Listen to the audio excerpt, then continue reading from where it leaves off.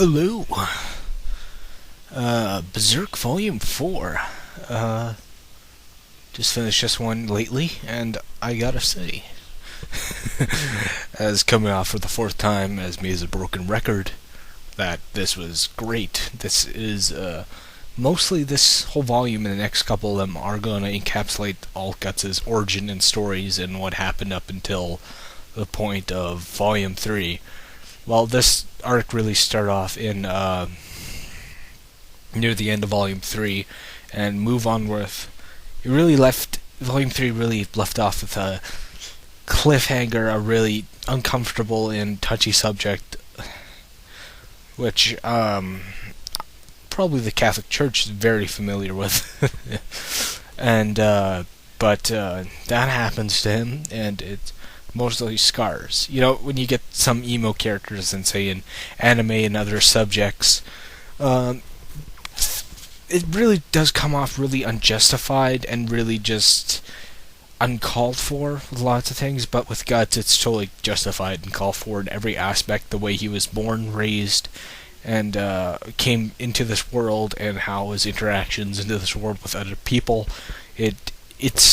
It's totally justified for his character and demeanor. He is the end-all, be-all kind of Byronic hero.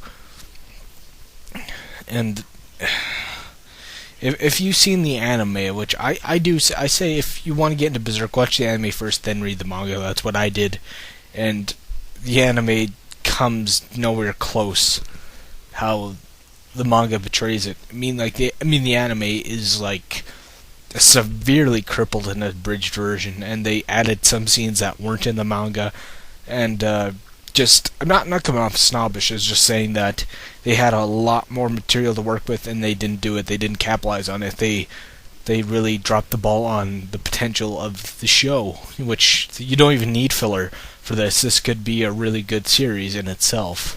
I hope they do a revival on this, but I'm getting off topic.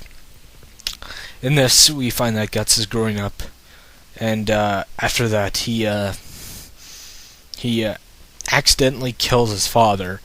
Then he moves on with his life. He is labeled a traitor and a murderer, and is chased through the forest and until falling into a ravine, attacked by a pack of wolves. And later on there, we jump to 4 years later, where he's 15 and he fights a giant mercenary of Gonzo, the 30-man slayer. From that point on, Guts is introduced to the Band of the Hawk. Really, at first, come off a really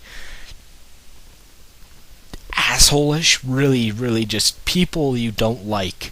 Well, some of them are. The other are likable and lovable characters, but when you're first introduced to them, they are just real assholes. And it's just, ugh. Like Corcus and Casca really comes off as a bitch in the first beginning, but I gotta say later on, it does change for the better. But with other things, sorry, I'm distracted. True Blood's on. I should turn off TV when I'm doing these reviews, but fuck, can't help it. I'm fucking ADD.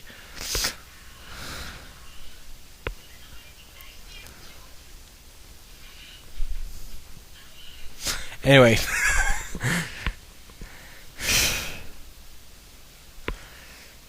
Blah blah blah. Close my eyes. Now this is really quite. It's a great book. It's really encapsulates. It's a very self-contained, not self-contained, but arcing story. I'm just fumbling with my words here. It's that tired, but fuck. All I can say in short is that you gotta read this, and this really comes off when we're very first really introduced, well, chronologically introduced to Griffith. And Griffith really comes off as this Fenman-looking, charismatic leader. Something about Griffith has this magnetic attraction to him, and how this is really the start of Griffith and Guts' relationship. And right off the bat, you can tell these characters are polar opposites. Guts is a tall, dark-haired, brutish-looking, almost feral-looking person, while Griffith is a well-trimmed, clean, pretty boy, feminine, androgynous, white-haired, albino-esque male who has this very elegant fighting style with a saber, while Guts uses his giant bastard sword or great sword. I don't know what the difference is. It a bastard sword or a great sword?